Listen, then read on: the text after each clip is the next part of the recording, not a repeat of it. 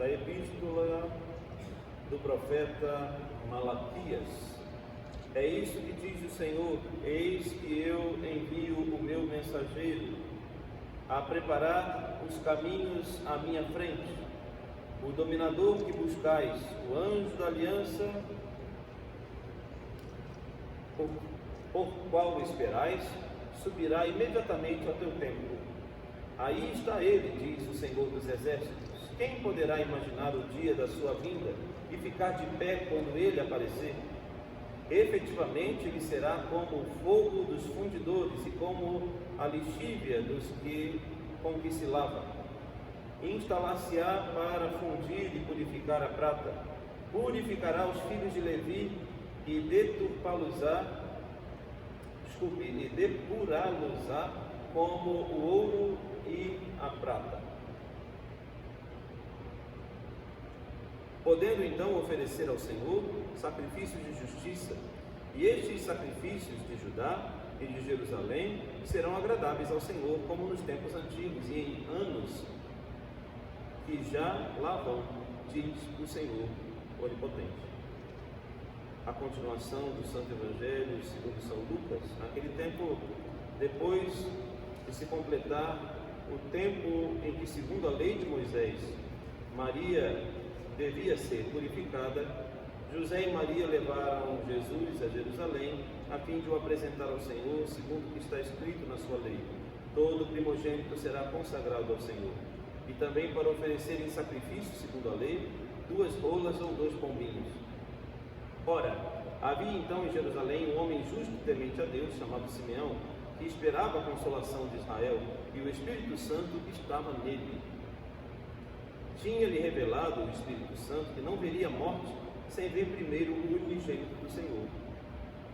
Subiu, pois, ao templo, inspirado pelo Espírito de Deus.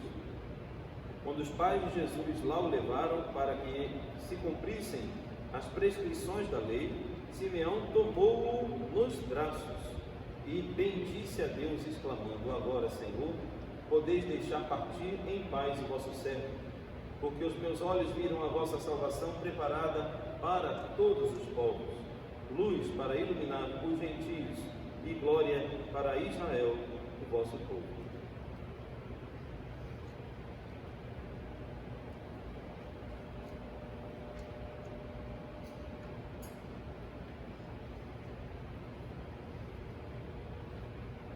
Em nome do Pai, do Filho e do Espírito Santo. Amém. Ave Maria, cheia de graça, o Senhor é convosco. Bendita sois vós entre as mulheres, bendito é o fruto do vosso ventre, Jesus. Santa Maria, Mãe de Deus, rogai por nós, pecadores, agora e na hora de nossa morte. Amém. Maria, concebida sem pecado, rogai por nós, pecadores, agora e na hora do Filho e do Espírito Santo. Amém. Concentrações instantes.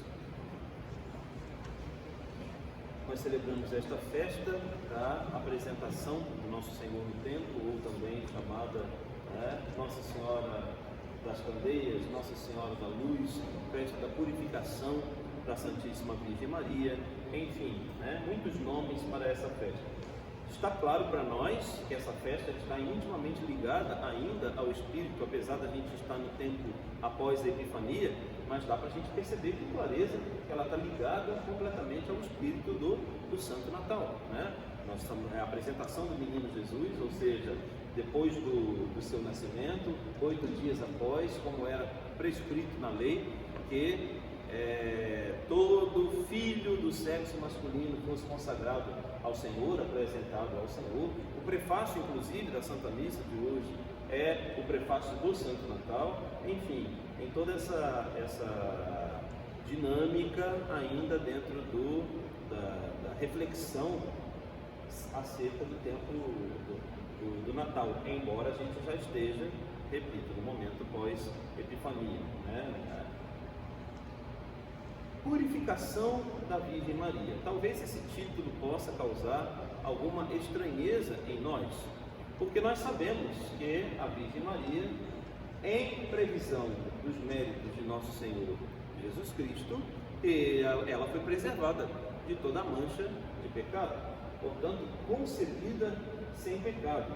E aí o título próprio da festa pode causar alguma dúvida dos fiéis. Mas, padre, por que purificação da Virgem Maria?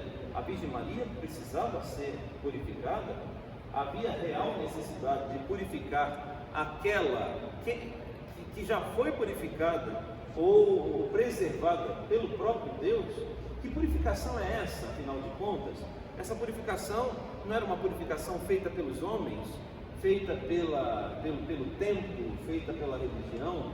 Que capacidade teriam os homens de purificar aquela que já foi purificada por Deus? Mas o que significa isso? Bem, é claro que esse raciocínio está correto, né? De fato, Nossa Senhora não tinha nenhuma necessidade de ser purificada. Como nós bem sabemos, ela é concebida sem mancha de pecado, portanto já é pura, puríssima, puríssima, santíssima, imaculada Virgem Maria.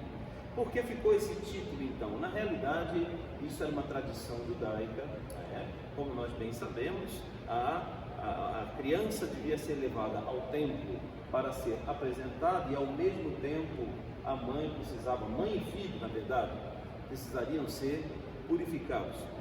Segundo a tradição judaica, é uma antiga tradição, onde o sangue é algo extremamente sagrado, e pelo sangue ser considerado algo extremamente sagrado, o único que poderia tocar o sangue é aquele que o fez, portanto, o próprio Deus.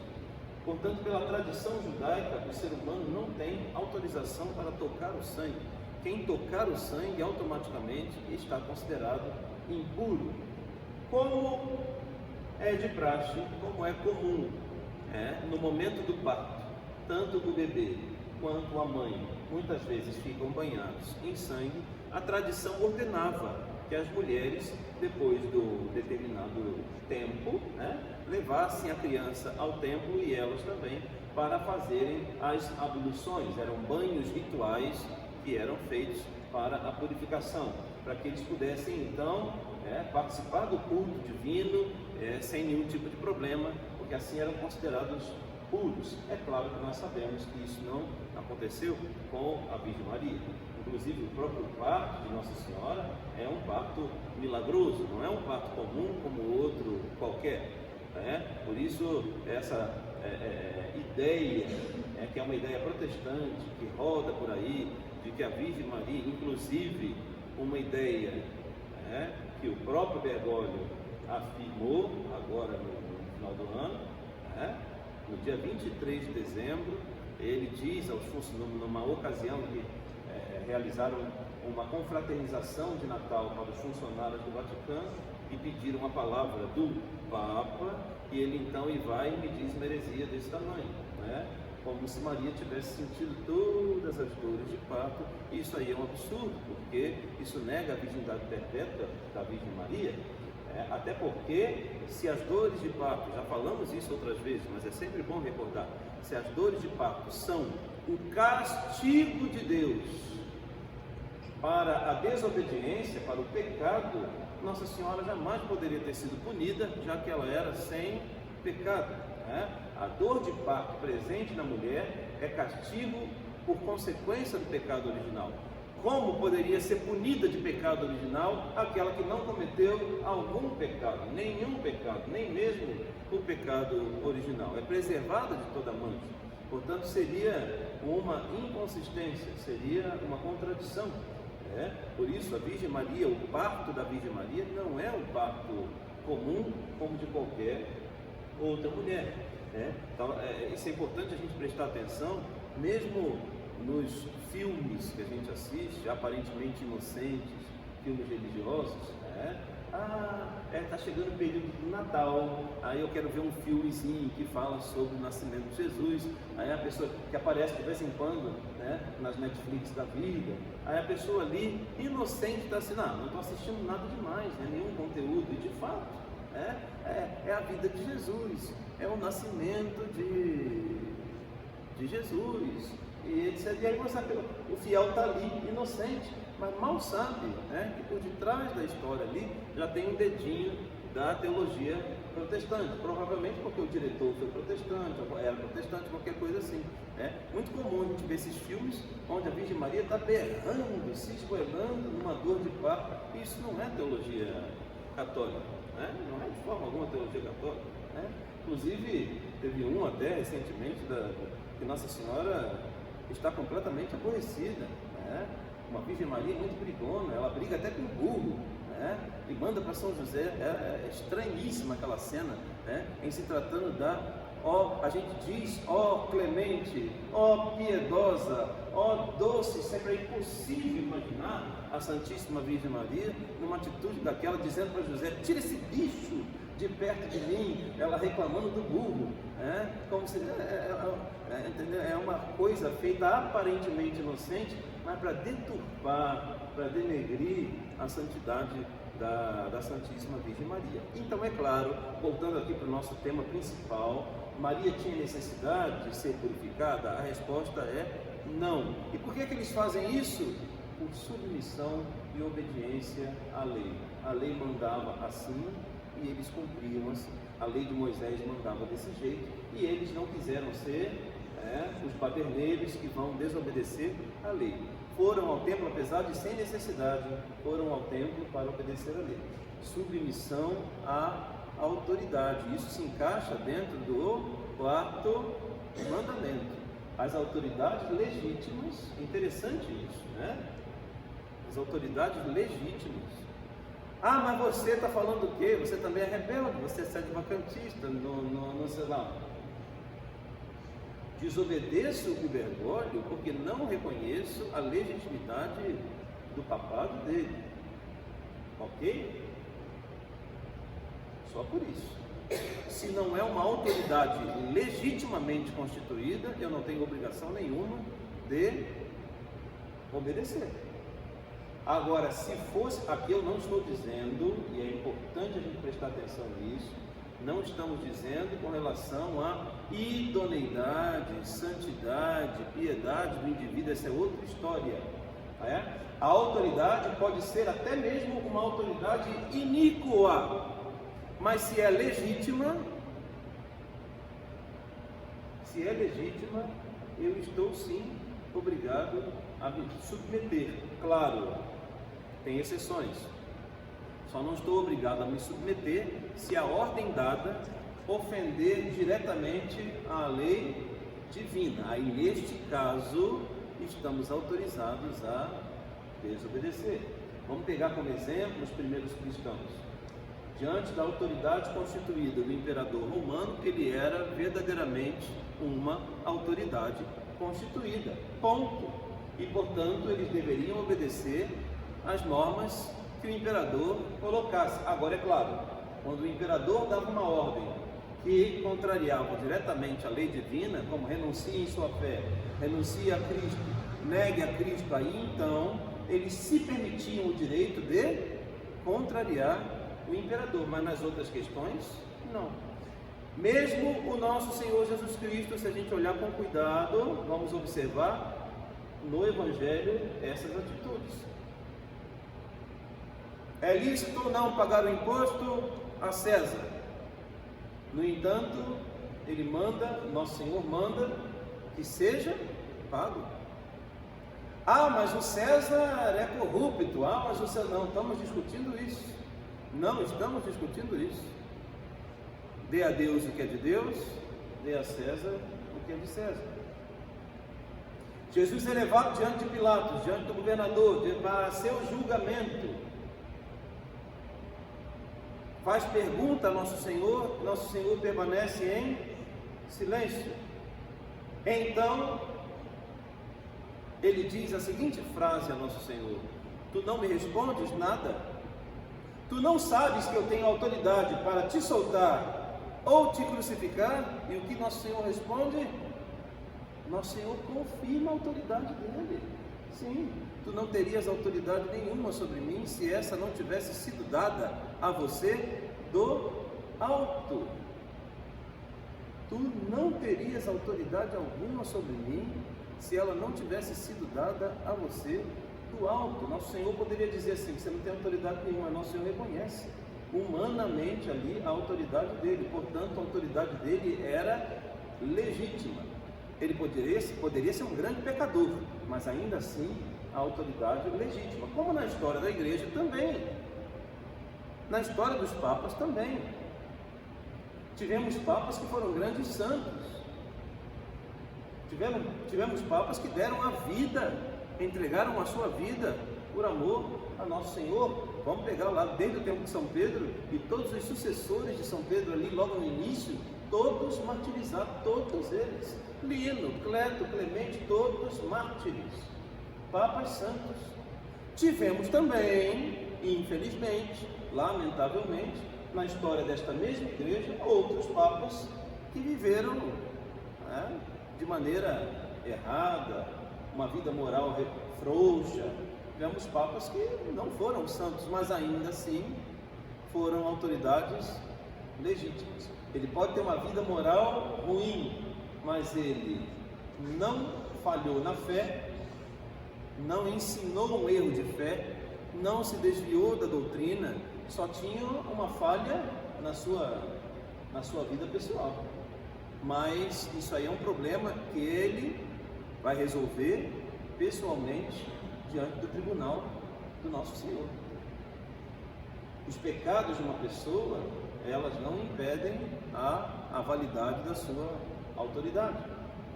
Um padre verdadeiramente ordenado, validamente ordenado, que esteja vivendo em pecado, se ele sobe ao altar, isso não invalida os sacramentos. Ele vai consagrar validamente. Claro que o pecado dele é ainda maior, e a responsabilidade ainda maior, porque ele está realizando um ato extremamente sagrado em condição de pecado. Então é claro que o juízo dele vai ser terrível, vai ser tremendo, mas é válido. A absolvição que ele der, mesmo ele estando em pecado mortal, é válido.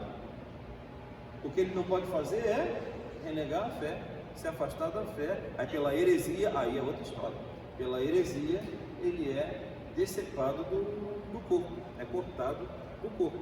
Então é muito interessante essa questão da obediência e da humildade, que são as virtudes que são apresentadas aqui hoje pela Sagrada Família de Nazaré.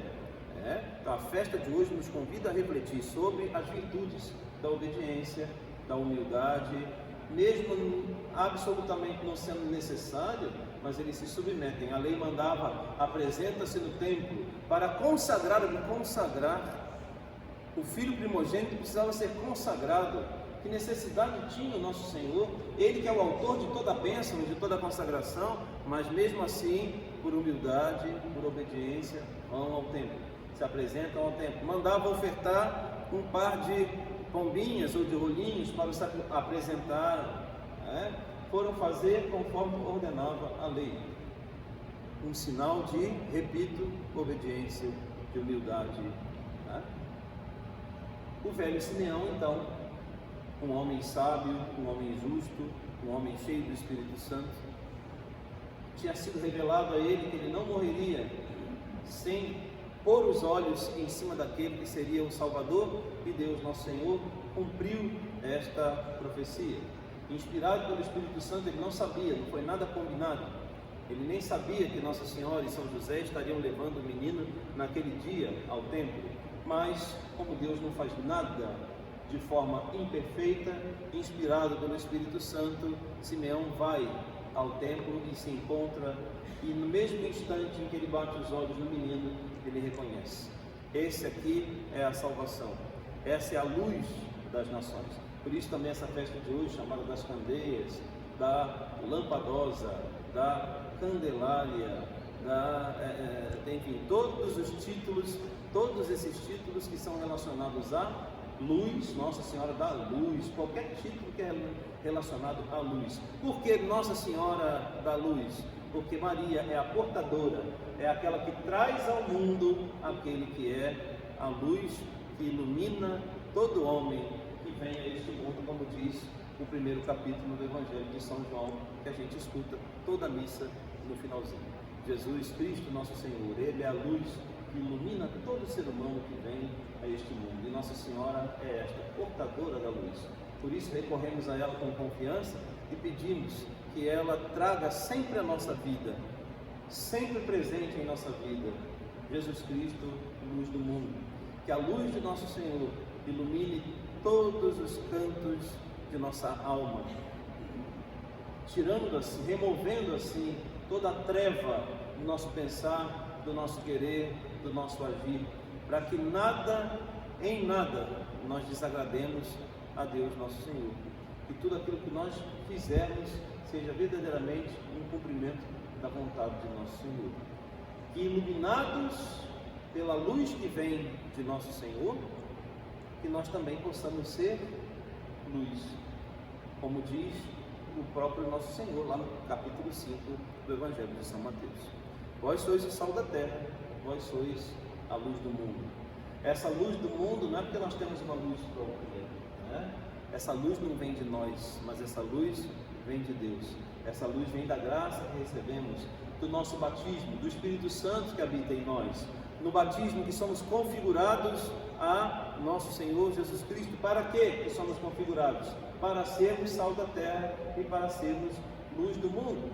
Então hoje, simbolicamente, esta vela que nós seguramos acesa no meio da escuridão, simboliza também a nossa missão, né? Cada um recebeu da mão do Padre a vela acesa, ou seja, cada um no dia do batismo recebeu esta graça, recebeu esta luz. Agora é responsabilidade de cada um cultivar e fazer crescer essa luz. Foi entregue a nós, esse dom foi confiado a nós. Agora é claro, sabemos que esse tesouro nós recebemos em vasos de barro. Portanto, se a gente não vigiar essa lâmpada, como a lâmpada das 5 virgens imprudentes, esse azeite pode diminuir e essa lâmpada pode vir até a se apagar. Todos receberam igualmente. Agora, o que cada um vai fazer para manter acesa a chama dessa fé, isso é pessoal de cada um, vai depender de cada um. De que maneira eu estou protegendo a chama da minha fé? Quando a gente recebe a vela acesa da mão do Padre, a gente põe a mão na frente para tentar proteger a chama, etc. Tudo isso é um símbolo muito bonito, porque isso que acontece aqui de forma simbólica deve acontecer na nossa vida cotidiana. Assim como eu pus a mão ali para evitar que qualquer vento estranho possa soprar a chama daquela vela, da mesma forma, que artifícios eu posso, como cristão, utilizar para proteger que os ventos da vaidade, que os ventos da prepotência, da arrogância, de todo tipo de pecado, e olha, o mundo aí fora não mede esforços para apagar a chama da nossa fé. Não é a qualquer vento, não. O ímpeto das paixões e dos pecados é como um Katrina, é um furacão para poder apagar a chama da nossa fé. Que meios eu tenho utilizado para defender a chama da minha fé? Ou eu tenho sido imprudente e descuidado? Ou eu tenho saído simplesmente com a minha chama acesa assim, sem... Porque às vezes a gente faz isso. Quando nos expomos, por exemplo, desnecessariamente a ocasiões de pecado, ou quando procuramos voluntariamente ocasiões de pecado, o que nós estamos fazendo? Sendo irresponsáveis e expondo a chama da nossa fé a qualquer, nos expondo a doutrinas e sem procurar estudar mais a nossa fé, a pesquisar mais, a sair acreditando em qualquer coisa que me dizem aqui e acolá. Cuidado com isso. Tudo isso são exposições desnecessárias à nossa fé. É responsabilidade nossa, de batizados, procurar manter sempre acesa e firme a chama de nossa fé. E por fim, não só manter acesa, mas como também ajudar a iluminar a todos aqueles que jazem nas trevas e sombras da morte, ou seja, dar o bom testemunho. Uma lâmpada, diz nosso Senhor, e aqui eu termino, não foi feita para guardar embaixo da cama, nem embaixo da mesa, mas uma lâmpada foi feita para colocar em um lugar alto, num candelabro onde ilumine a todos que estão na casa. Vivemos em tempos muito difíceis, estão cansados de escutar isso, e eu também estou cansado de dizer isso. Vivemos em tempos onde nos faltam diretrizes, bases. Vivemos em tempos onde a gente fica assim, a quem vamos seguir, né? Que exemplo? É um tempo em que nos faltam exemplos. E é justamente porque faltam exemplos, as pessoas estão começando a pegar a primeira coisa que passa na frente, pega aquilo ali como exemplo. Tá? Que grandes exemplos de virtude, que grande exemplo de santidade, está entendendo? Aí a garotada vai fazer o quê? Vai para o Homem-Aranha, vai para o Homem de Ferro, vai ou não é isso?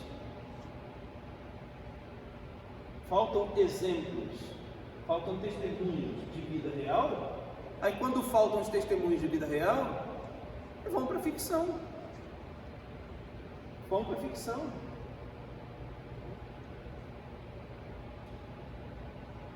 Por isso a responsabilidade é nossa.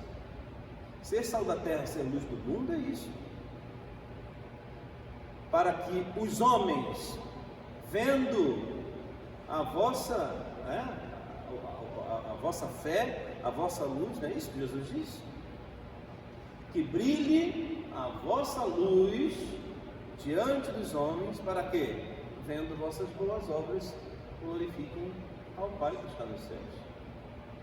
Como é importante que os outros, a partir da luz que emana de nós, possam encontrar também o caminho da fé. Agora, se somos mornos, se somos devagar na nossa fé, que exemplo, que testemunho vamos dar para os outros? Por isso essa festa de hoje é de grande importância, porque a gente não só vem aqui para poder abençoar a vela de uma maneira supersticiosa, não só viemos aqui para botar nossa confiança não está na cera, nossa confiança não está na superstição, não é isso.